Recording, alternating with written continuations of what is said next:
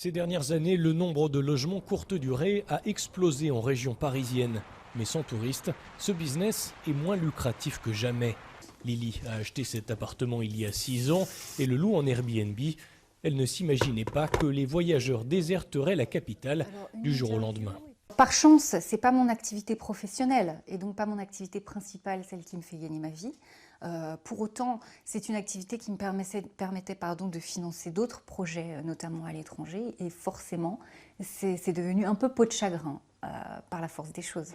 De nombreux propriétaires sont, eux, forcés de mettre leurs biens en location classique ou même de s'en séparer.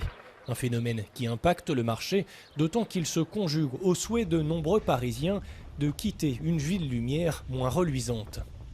Pas de restaurant, pas de musée ni spectacle. Paris perd de son attractivité. Résultat, de nombreux Parisiens cherchent à fuir la capitale. Certains professionnels de l'immobilier parlent déjà de la revanche des villes moyennes. Chiffres à l'appui.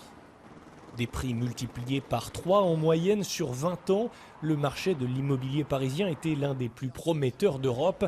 Mais la Covid-19 peut-elle changer la donne ?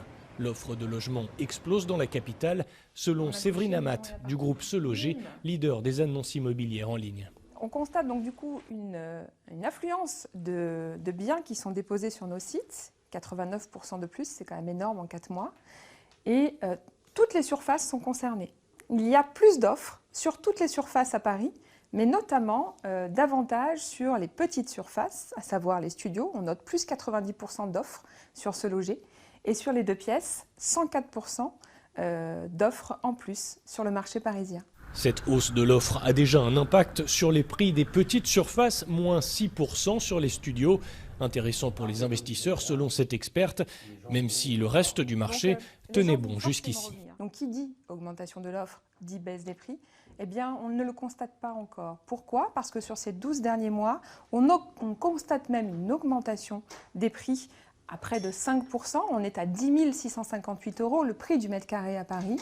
Mais sur ces 3 derniers mois, néanmoins, un retrait est constaté de 0,5 points. Donc peut-on en déduire que la baisse des prix est amorcée sur le marché parisien ?